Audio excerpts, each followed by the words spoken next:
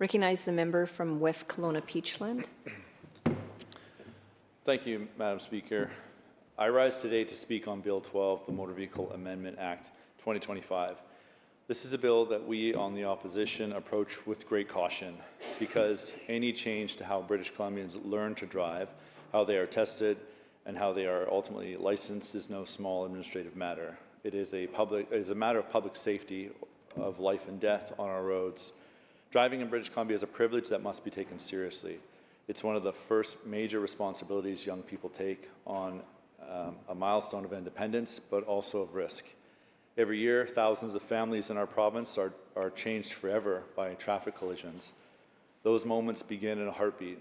A misjudged turn, a missed yield, a glance at a phone, and end with police at a doorstep delivering unthinkable news. As a former police officer, I have lived those moments, and if you'll allow me, Madam Speaker, I want to share one story that has stayed with me all of my life. It's not an easy one to tell, but it is why I will always take road safety policy in BC seriously. I was 22 years old when I was handed a police file that would stay with me for the rest of my life. It was a next of kin notification, a duty every officer dreads but is required to perform. A young woman, 17 years old, had been tragically killed in a collision on a provincial highway.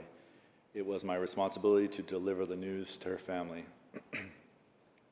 As I pulled up to the residence, I saw a man walking down the driveway, taking the bins out, heading toward the curb. He spotted me as I stepped out of my marked cruiser in uniform, his face lit up with a warm smile. I had to look him in the eye, my expression serious. "Sir," I said, "I have something very important I have to tell you. Can we go talk inside?" The moment the words left my mouth, everything changed. His face dropped. The happiness vanished in an instant, replaced by shock, fear, and preparing for grief. In that moment, I think he knew exactly why I was there. We went inside. The rest of his family wasn't home. With professionalism, I delivered the tragic news. His 17-year-old daughter had died that day in a car accident. I explained the details of the collision as best I could and provided him with the contact information for the coroner. There are no words that can truly comfort a parent in that moment. All police can do is be present, respectful, and human. This moment changed me. It was, and still is, the hardest thing I've ever had to do in my policing career. I delivered the worst news a parent could ever receive, and it left a permanent mark on me, one that I carried every year I wore the uniform. I have attended numerous vehicle collisions, many of them fatal, throughout my career. Some of the worst collisions I have been to, driver inexperience was a contributing factor in the collision. Madam Speaker, this is why this bill matters so much, because behind every number in an ICBC report, behind every statistic we debate, there is a family like that one whose entire world was destroyed in a moment by inexperience, misjudgment, or a mistake that could have been prevented by better training and testing. British Columbia's graduated licensing program, GLP, was introduced in 1998, strengthened in 2003, and designed with a clear purpose to reduce the high crash rates among new drivers by gradually introducing them to the privileges and responsibilities of driving. It was not created out of bureaucratic habit or political expedience. It was based on evidence. Before the GLP was introduced, about 1 in 5 new drivers in British Columbia was involved in a crash within their first 2 years on the road. The program worked. It was effective because it combined testing, education, and time-based experience. It recognized that driving is a complex skill developed through patience and supervision. It was strengthened to extend the learner stage from 6 months to a full year, and the novice stage from 18 months to 24. Those changes were not arbitrary. They were driven by data, by coroner recommendations, and by stakeholder consultation. And it was defended by experts who understood that removing key components would undo its success. In a 2018 letter from the President and CEO of ICBC to the Chief Coroner of British Columbia, he wrote, Graduated licensing is effective in reducing risk for younger teens and learner drivers. It was a simple but powerful statement of fact. Graduated licensing works because it requires both time and proof, time to gain experience and proof of competence through testing. Bill 12 would remove the requirement for the second class 5 road test, the final assessment that a novice driver must pass to obtain a full driver's license. Instead, a 12-month period with restrictions, drivers would simply graduate automatically if they have no infractions on record. That may sound efficient, but it strikes at the heart of why the system worked. Testing is not a formality, it is an accountability checkpoint. It is the moment where a professional examiner confirms that a driver has the skills to safely merge on a highway, anticipate hazards, and make split-second decisions in real traffic conditions. Under this bill, that final confirmation disappears, and that should worry every British Columbian who has ever shared road with a novice driver. ICBC's own data tells the bigger story. Drivers who compete with graduated licensing program are between 9 and 13, complete the program, are between 9 and 13% less likely to be at fault in a crash. They are 4% less likely to receive a violation during their first year as a novice driver, and they enjoy a 19% higher pass rate when they finally attempt their full Class 5 road test. Those numbers are not marginal differences. They represent thousands of collisions avoided, thousands of lives spared from injury or death. At the same time, ICBC records show that over 20,000 people fail their Class 5 road tests every year in British Columbia. That is out of roughly 60,000 to 80,000 tests conducted annually. If we move that test entirely, tens of thousands of people who are not yet ready to drive independently will be granted fully unrestricted licenses. This is the real-world impact of this change. The government says this change will make licensing simpler and more accessible, reduce backlogs for road tests, and bring BC into line with other completely different jurisdictions like Alberta and Australia. These are NDP talking points we have heard before, but they do not answer the fundamental question: what evidence shows that removing a final competency test will maintain or improve road safety? We know that British Columbia currently has a 6 to 7 month wait time to book a road test. We know that ICBC has been under pressure to clear that backlog.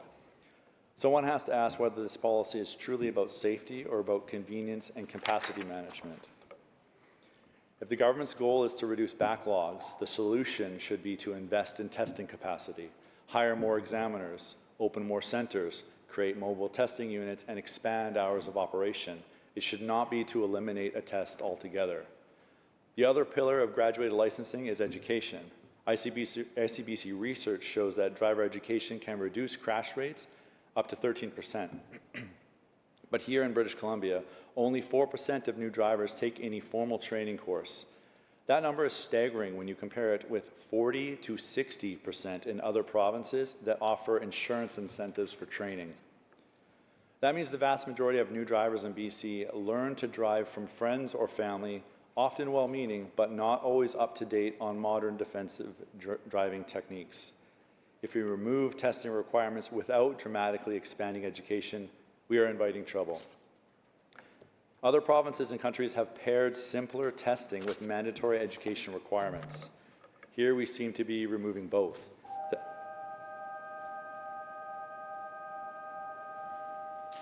Disregard that. Okay. Where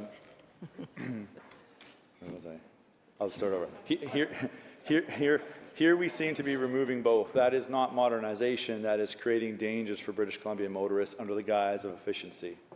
Let us also remember that road safety is not only about drivers, it is about cyclists, pedestrians, and other legitimate road users.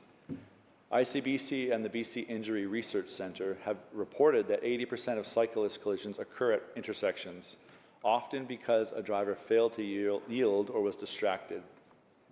Driver training schools teach new drivers to anticipate and protect cyclists and pedestrians.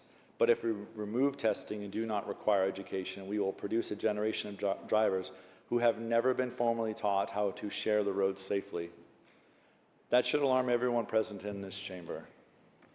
Another demonstration of this discussion is the licensing of newcomers. British Columbia welcomes tens of thousands of newcomers every year, many of whom come from countries where driving standards, testing rigor, and traffic culture differ dramatically from our own. In some regions, traffic fatality rates are many times higher than in Canada, and driver etiquette is vastly different.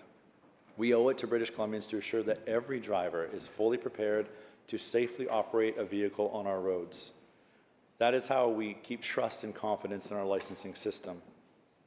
Now, more than ever, with growing diversity on our roads, we should be strengthening testing and education, not weakening them. Bill 12 also gives government new powers to prescribe different amounts of driving experience for different classes of person. That language is deeply vague. Who are these classes of persons? By what criteria will they be defined? Will there be different rules for different regions, ages, or backgrounds? What safeguards exist against arbitrary rule changes? This bill does not tell us. It simply empowers the Lieutenant Governor and Council and ICBC to determine those classes and conditions later by regulation. That means fundamental elements of public safety could be altered behind closed doors with no requirement for consultation, public notice, or even debate in this Assembly. We have seen a pattern of this in recent months. Legislation that quietly transfers oversight from the legislature to the cabinet regulation. It might be efficient, but democracy was never made to be efficient. It was meant to be accountable and is meant to serve the people of this province. When a regulation affects who is allowed to drive a 2-ton vehicle down a public road, the people of British Columbia deserve a say, and members of this place must take it seriously. I call on the government to present the empirical and ethical evidence to back this bill. Additionally, there is also the matter of fairness. A young driver from Terrace, Fort St. John, or Cranbrook may face completely different conditions than someone in the Lower Mainland. Access to driving schools, to practice areas, and even testing facilities is already unequal. The risk is that these regulatory changes could deepen that inequality. For a family in rural BC, where the car is not a luxury but a necessity, this change could either lower standards to rush people through or create confusion about new criteria. In either case, road safety is compromised. What disappoints me most about Bill 12 is that it could have been an opportunity to make our roads safer. The government could have used this moment to expand access to certified driver training, especially in rural and northern regions. It could have offered insurance rebates, education credits, or partnerships with school districts to integrate defensive driving into secondary curricula. Instead, what we have before us is a bill that removes a proven safety safeguard and replaces it with little more than a hope. The hope that a 12-month waiting period and an absence of tickets will somehow guarantee competence. Madam Speaker, the absence of a traffic ticket is not the same as the presence of skill. A driver can go a year without a ticket simply because no one happened to be there when they made a mistake. Testing, by contrast, is deliberate. It's designed to expose gaps in knowledge and judgment before those gaps lead to tragedy. We've heard the government point to Alberta and parts of Australia as examples where second tests have been removed. But where's the data showing that collisions have fallen in those places? Has insurance gone down? Have fatalities decreased among new drivers? In Alberta, early indications since their change in 2023 show that crash and violation rates among newly licensed drivers have remained flat, not improved, even as testing capacity freed up. So if the metric is convenience, maybe Alberta succeeded. But if the metric is safety, the jury is still out. We should not be copying policies whose results are still uncertain, especially when the cost of being wrong is counted in human lives. The government has also said that Bill 12 will improve accessibility and streamline the process.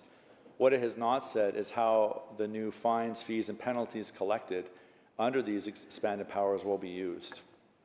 There is no statutory requirement that they be invested in road safety, in driver education, or in expanding test capacity.